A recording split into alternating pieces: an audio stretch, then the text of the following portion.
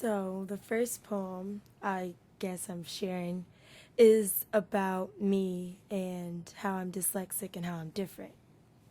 And it's called Because I'm Different. You see me coming fresh out of the womb, like a butterfly out of the cocoon. Legs long, arms wide, skin shining brighter than the moonlight sky. Mouth wide, eyes open, brain. Left over right, right over left. Standing on the side, not feeling like the rest. Not knowing what's wrong, but I still play along in this unknown game where there's no one to blame. Not even myself. I go through life not knowing what's right, and you might call me a monster, but I promise I don't bite. Seeing my world upside, making it worldwide that I'm different, that I'm the cracked iPod, the teddy bear under your bed.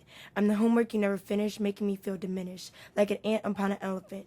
I'm unused like the Old Testament, but that's okay. I still hold my head high because I was born this way. But I still struggle. I argue with myself like an old married couple. It feels like my eyes are crossed all the time. Words and numbers play hide and seek with my brain. Then I remain with no one to help, cause you don't understand. It's like you're banned from my mind, and if you try, it's just a waste of your time. Still holding both hands in an L-shaped way, still trying to figure out left from right, and I'm 14. It's like fitting into my old jeans. It doesn't work, cause if you ask me, they both look like L's. And you might cock your head sideways, but I'll roll my eyes because I'm doing this my way. I'm the girl that will wear rainy boots on a sunny day. I'm backwards. I will not feel neglected or unaccepted. I'm just undetected. I'm a clue, but I'm not clueless. I'm smart because of who I am, because I am different. It's wonderful. Thank you. Wonderful. So, was there a particular incident that occurred that motivated you to write that piece?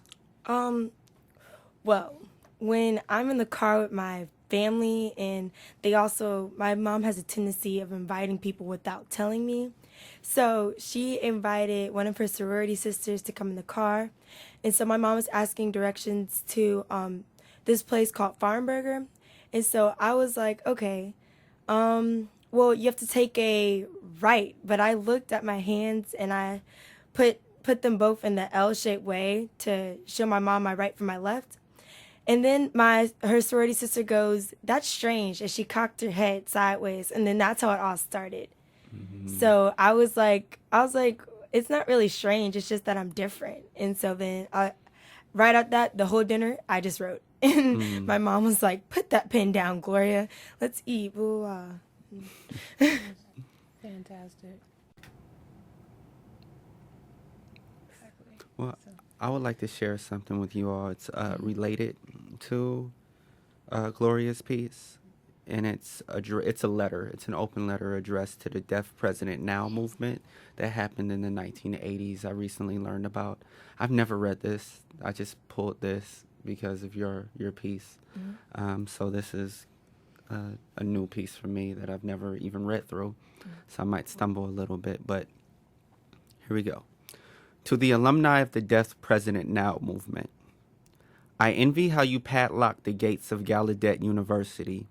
Your leaders, giving impassioned speeches in sign language, swung their arms and hands like guillotines. The audience held both their oral voices and their picket signs out of protest. You flattened the tires of hot-wired buses, barricaded the board of trustees' gathering grounds, and demanded Deaf President Now. I recall my first grade year in suburban Minneapolis. I was given speech lessons because of my inadequate language skills. I was said to be unmotivated and lacked the willingness to try hard when refusing to pronounce words like yarn. But there was no teacher, principal, or presidential candidate to articulate my position or my lexicon. I wish I had the words that you had, or at least an effigy of my teachers to burn.